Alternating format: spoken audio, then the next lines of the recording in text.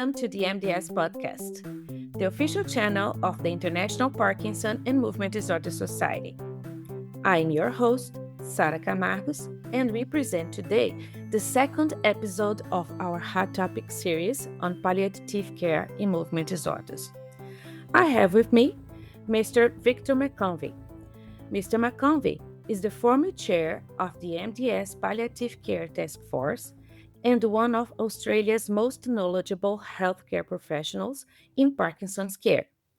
He is the manager of the Health, Clinical and Community Services at Fight Parkinson's in Melbourne, Australia. Mr. McConvey, thank you very much for joining us today. Could you please tell us your background and how you came in palliative care in movement disorders, as well as your work at Fight Parkinson's? Thank you so much, Sarah, for the opportunity to participate in the podcast series. A little bit about me. I'm a nurse by background, and I've been a nurse for the last 35 years and probably spent the vast majority of my career working in progressive neurology, both in ALS initially, and then transitioning into a Parkinson's disease nurse practitioner role when I worked in the UK. Currently, I work at Fight Parkinson's as the statewide manager of health and clinical services. And I have a particular passion for palliative care, understanding that really that the end of life care of people with Parkinson's and all progressive neurological conditions is often not as well looked after in our healthcare system. And so it's something that I've been really passionate about improving. How do you see palliative care in movement disorders today? Are we moving forward considering that several health committees and organizations now recognize an important gap in this field? Look, I think that's a really excellent question. And encouragingly, I think we are moving forward at different speeds in different areas of the world, but we are certainly moving forward. We are now acknowledging that palliative care is something that people with progressive neurological illnesses like Parkinson's need to have. We've seen excellent models of palliative care emerge, and it's been recognised in the World Health Organization's technical brief on Parkinson's disease that palliative care services are actually a significant gap and that we need to develop a better response to complex, advanced, and end-of-life palliative care. We've seen some beautiful models emerging, and also considering that Parkinson's is a condition where we can only ever control symptoms. That is the essence of palliative care. So really, the care we're delivering from diagnosis is actually, in fact, palliative. We just need to be brave enough to say, actually, this is what we need to do, patient-centred, multidisciplinary, integrated care, which is focused around excellent symptom management, which is the essence of palliative care. And that's what we all strive to do anyway in movement disorders. Previous project of yours highlighted through a global survey several barriers and attitudes toward palliative care among movement disorders. One important issue was the lack of confidence among clinicians in referring their patients to palliative care. How we are today? I think in different parts of the world, we have different experiences in palliative care and access to palliative care. The Access and Attitude survey and article that the task force developed really highlighted some barriers which are variable around the world, but also highlighted that amongst our neurology community, there was a passion, particularly amongst our younger neurologists, to actually learn more about palliative care, understand what palliative skills looked like, so they could actually follow their patients as their illness progressed, rather than getting to a point where there's really not much else I can do for you. That is less apparent now in neurology, which is really encouraging to see. We've seen some excellent models of palliative care, such as the work pioneered by Janice Miyazaki in Alberta, is amazing models of palliative care that is holistic, multidisciplinary, and supports the person right the way through life. We see some barriers in some countries to accessing that, where palliative care is maybe resource limited and often restricted to people with an oncological diagnosis. But I also see in many countries like Great Britain and in Australia and South Africa, that's changing. And there's a greater acceptance of people with neurological illnesses within our palliative care sector. And the nurses and other clinicians wanting to know more about how to manage these complex end-of-life issues. Yes. And palliative care is not only the end of life care, and be aware of it, as you said. Interdisciplinary collaboration is really important. Who are the health professionals involved in palliative care for people with movement disorders?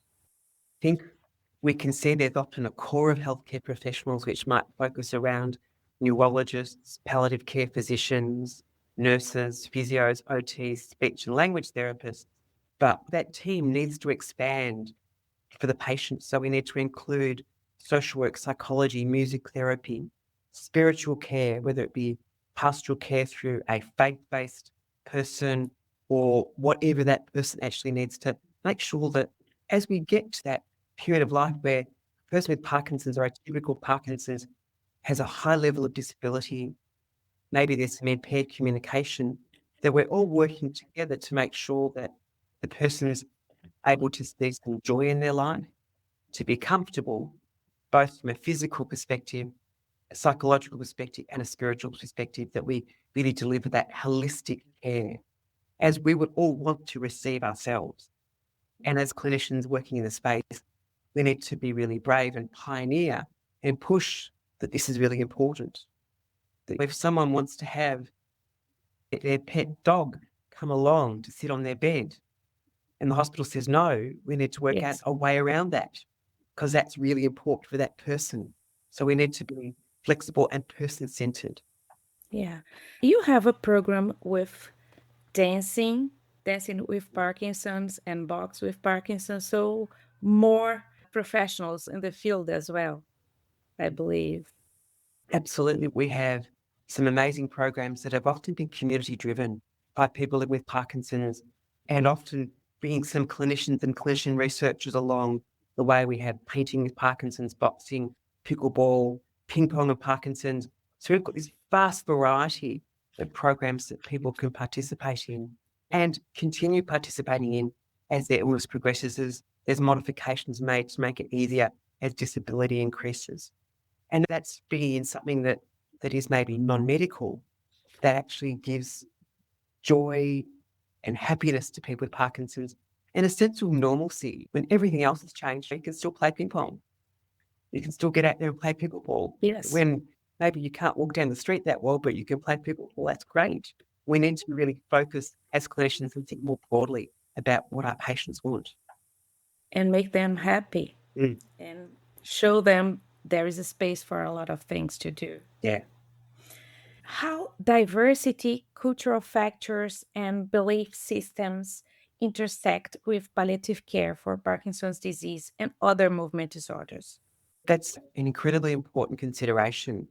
That certainly in illnesses where we can only treat symptoms, so our atypical Parkinson's conditions and our Parkinson's conditions, understanding that whole person is really important. Understanding how cultural beliefs might shape the care that is being delivered or designed. Understanding that there might be some cultures where telling someone that they have a limited lifespan is not something that the patient wants to hear, but the family might need to hear that. Understanding that if our patient is from the gay, lesbian, or trans community, that we need to be accepting and understanding that they might have a different family structure and a different relationship structure. And so that we don't have that person go back into the closet when they're having medical interactions, that we're supportive of that. Understanding that religious beliefs might change all sorts of things that we might offer. There may be some people who have very strong religious beliefs that are about maintaining the sanctity of life, where offering them or letting them know that there's a voluntary assisted dying program might be something that they would find unpleasant. So we need to be really sensitive to all of those belief structures and often incorporate that into our care and understand that sometimes our own moral structures might be thinking this might be the best way to proceed, but that's actually different to how the patient's construct of life actually is, and we need to respect that. Yes. And as I understood, you consider a family and caregiver in palliative care too. So they participate of the program of palliative care. Yeah. Our model of care is inclusive of family, so it's patient focused. but very family friendly. And that family structure is, however, has evolved around that individual. There are some of us who don't have much family, or they might be living at a distance, and our families become a friend network around us. And we need to be really understanding and respectful that everyone has different structures, and culturally, different family structures. Yes, Mr. McConvey, please tell us a little bit about the PD Paul project, its origins, aims, and achievements.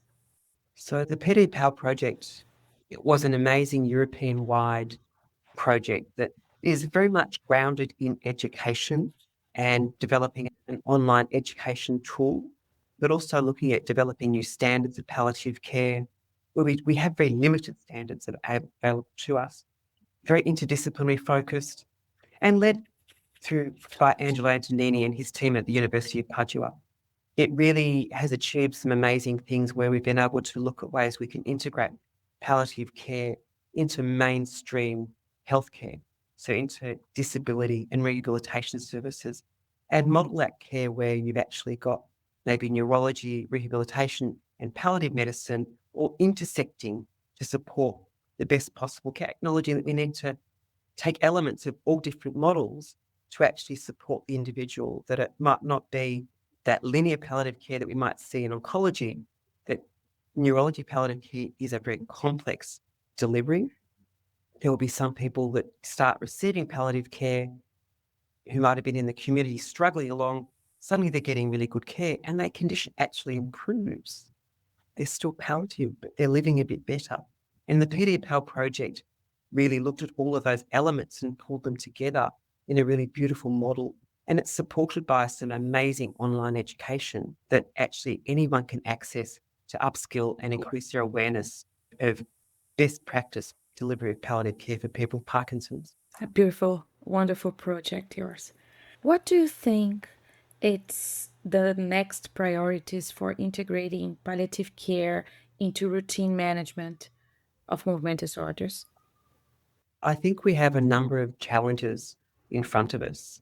Some of those are making sure that we have a healthcare workforce that is equipped to actually understand the transition from routine care into more care that takes a palliative approach, and to be able to respond to those cues.